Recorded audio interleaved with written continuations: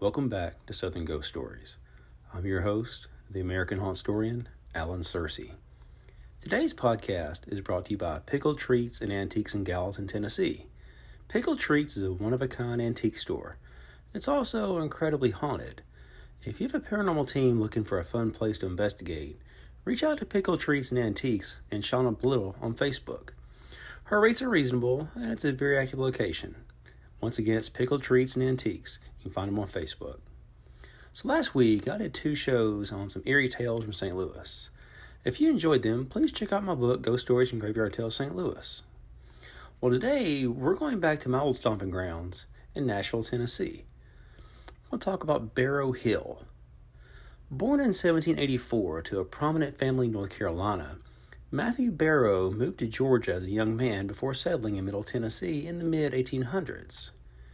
During that time, Nashville's population exploded as the city rode the wave of economic prosperity due to the bustling steamboat ports along Front Street. Matthew saw opportunities and began buying up lots in West Nashville. At its peak, Barrow owned over 500 acres in the area. To maintain his property and tend to his fields, the Barrows owned numerous slaves. The family had so many enslaved men and women that Barrow rented them out to neighboring plantations in the summertime. As a man of means, Matthew Barrow was a highly respected man in Nashville. He was also elected and served as a Davidson County Register of Deeds. In the early 1850s, Matthew built a 3-story brick home on top of one of the tallest hills in Nashville that overlooked Charlotte Pike. Over the years, the property became known as Barrow Hill. Matthew lived in the house with his wife Martha and their 5 children. Sadly, Matthew wasn't around long enough to enjoy his new mansion. He passed away in the house on May 28, 1855, and he was laid to rest in the family cemetery behind the home. When the Federal Army began their occupation of Nashville in 1862, the large home on Barrow Hill was seized and used as a lookout post and hospital, as well as a prison for captured Confederate soldiers. According to Barrow's servants, Union soldiers often killed unruly rebel prisoners that were treated and held in the home. Afterwards, the remains of the rebels were thrown down a well behind the kitchen. One former Barrow slave that lived on the grounds claimed to see Federal soldiers throw at least 10 bodies in at one time. In addition to the Confederates that were thrown into the well, numerous Union soldiers died in the house while being treated in the mansion. They were also buried there on the hill. The Barrow house sat empty for many years after the war. In 1878, the city of Nashville rented the mansion and used it as a hospital to treat those infected with cholera and yellow fever. So naturally, a lot of folks died there. Once the city was done with the Barrow house, it sat empty for many years. In 1885, a local attorney, Thomas Steger, bought the place and the adjoining 40 acres. Steger was a prominent citizen who entered the war as a private and made his way to captain before he was captured. While in a federal prison, Steger began studying law, and after the war, moved to Nashville to start his practice. Steger was one of Nashville's finest legal minds who parlayed his success into a gig as president of the Nashville Railway and Light Company. Due to all the years of neglect, Steger spent a fortune renovating the old home. One of his upgrades was an ornate circular stairway that rose from the first floor all the way to the 3rd. Captain Steger installed a massive carved paneled oak front door that contained painted glass. He also installed a dozen 6-foot-high glass windows so his friends and family could enjoy a breathtaking view of Nashville's early skyline. In addition to the cosmetic changes, with the help of his company, Steger installed some of the first electric lights in Nashville there in his new home. At the turn of the century, the Stegers moved out, and a less reputable individual moved in. Noted bootlegger Jim Arnold and his wife Clara moved into the old Barrow mansion and began running a house of ill fame. That's a fancy word for brothel. After 2 local men were charged with adultery, they admitted that they had been spending their evenings at Barrow Hill. Police began to monitor the house to keep an eye on Arnold and any possible illegal activities that took place in the home. Just after midnight on July 16, 1916, Police Sergeant John Milleran led officers Joe Ferris and Michael Bracey to Barrow Hill after neighbors called in complaining of some alleged disorderly conduct that was taking place in the home that night. Sergeant Milleran was known for his boldness and apprehended many dangerous men in perilous situations. For his bravery, other officers started calling him Tiger, which eventually was shortened to Tige.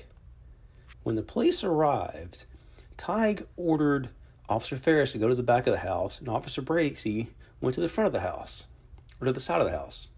Sergeant Milleran was going to go into the front door and wanted his men to cover him from the rear and side.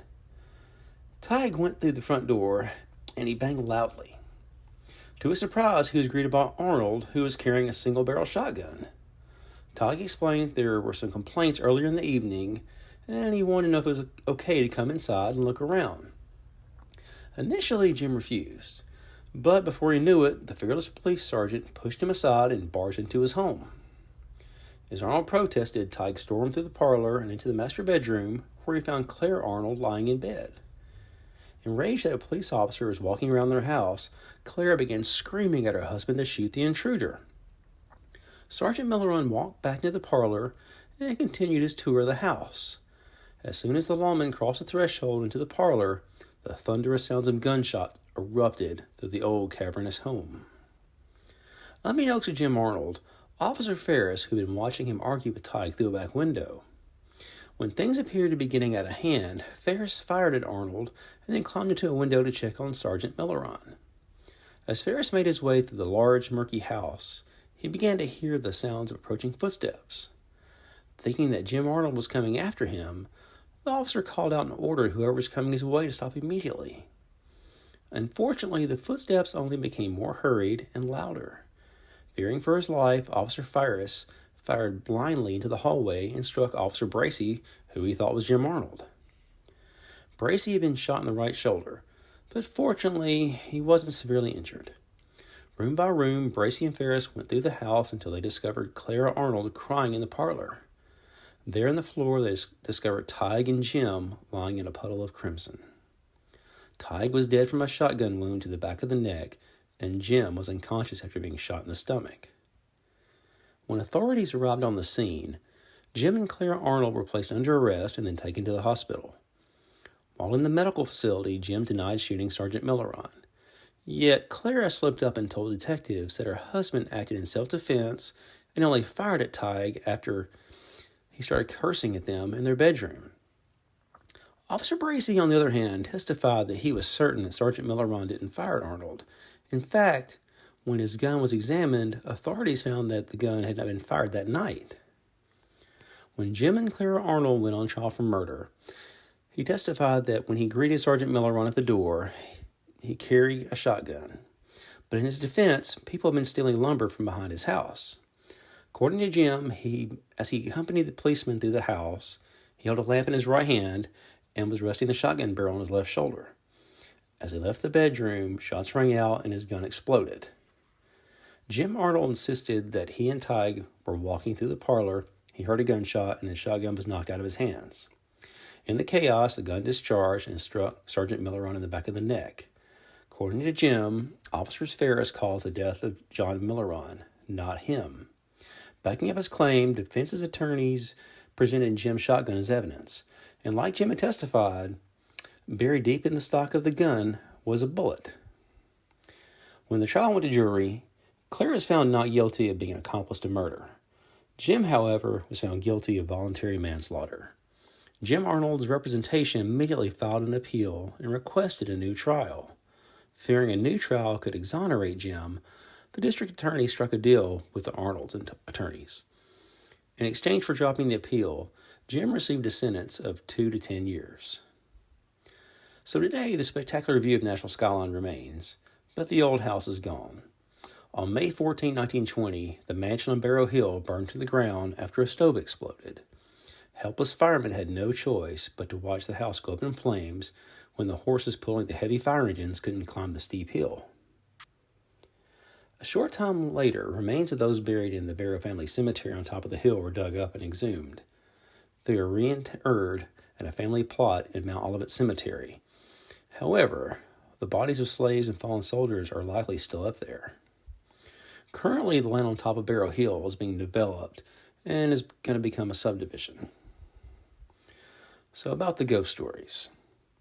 During Reconstruction, the Barrow house sat vacant for many years. For young men that lived in the area, it became a rite of passage to sneak into the old creepy mansion and spend the night. Those that were brave enough to make it until dawn talked about hearing strange noises during their stay. According to them, the house was peaceful during the day, but when the sun went down, they began to hear chains rattling, wailing, crying, and painful, awful groans. In 1884, a reporter for the Tennessean, the local newspaper, was contacted by a man who had seen a ghostly lady without a head less than 2 miles away from Barrow Hill. Obviously wanting to see what all the hype was about, the reporter met with the man late one night there on Barrow Hill. When he arrived, he found 16 other men who had come hopefully to catch a glimpse of the mysterious woman without a head.